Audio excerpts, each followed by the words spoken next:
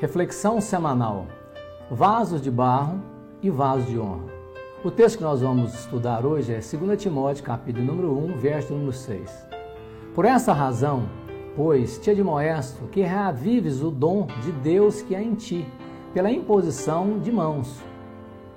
Porque Deus não tem dado espírito de covardia, mas de poder, de amor e de moderação. Paulo está exortando, preste atenção, a Timóteo, para despertar os dons que Deus havia dado para ele. Quero que lembres, diz Paulo a Timóteo, que conserves vivo o dom de Deus que você recebeu quando coloquei as mãos sobre ti. Quando aceitamos a Jesus como Senhor e Salvador das nossas vidas, nós recebemos o Espírito Santo e, por essa vez, os seus dons. Desta forma, eu quero ler um outro texto com vocês que está aqui em 2 Carta de Paulo aos Coríntios, capítulo 4, versos 8 e 10, diz: Temos, porém, este tesouro em vaso de barro, para que a excelência do poder seja de Deus e não de nós. Em tudo somos atribulados, mas não angustiados, perplexos, mas não desanimados, perseguidos, mas não desamparados, abatidos, porém não destruídos, como diz a palavra, trazendo sempre por toda a parte a mortificação do Senhor Jesus no nosso corpo, para que a vida de Jesus se manifeste também em nossos corpos. Sendo assim, o que significa que somos vasos de barro? O vaso fala da nossa fraqueza, da nossa fragilidade. Somos atribulados, porém não angustiados.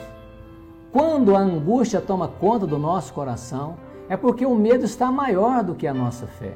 Somos perseguidos, porém não desamparados. Somos abatidos, porém não destruídos. Como vaso de barro, somos fracos, como diz a palavra.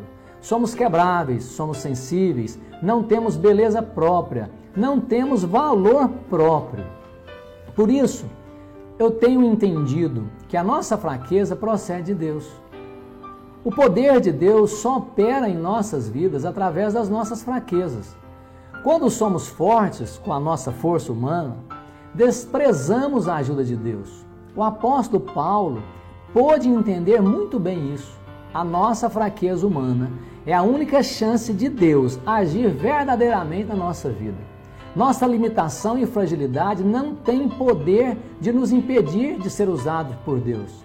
Como vasos de honra, somos vasos de barro, mas fomos criados para servir como vasos de honra ao Senhor.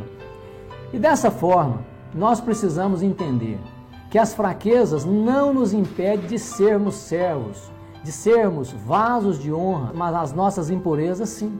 E Paulo enumera algumas coisas que o vaso de honra deve ter. Primeiro, verso número 14. Traze essas coisas à memória, ordeno-lhe diante do Senhor que não tenham contenda de palavras. Meus amados, tem pessoas que dão a vida por uma discussão, querem mostrar que sabem mais do que os outros, que estão certas. Eu prefiro ser feliz do que estar certo. O verso número 16 diz: mas evita falatórios inúteis, porque produzirão maior impiedade. Uma outra palavra de Paulo, no verso 22, diz: foge dos desejos da mocidade. Também nesse mesmo versículo 22 diz: segue a fé, a justiça, o amor, a paz com um coração puro. O verso número 23 diz: rejeita as questões insensatas e absurdas, as fofocas, na família, na igreja, no trabalho.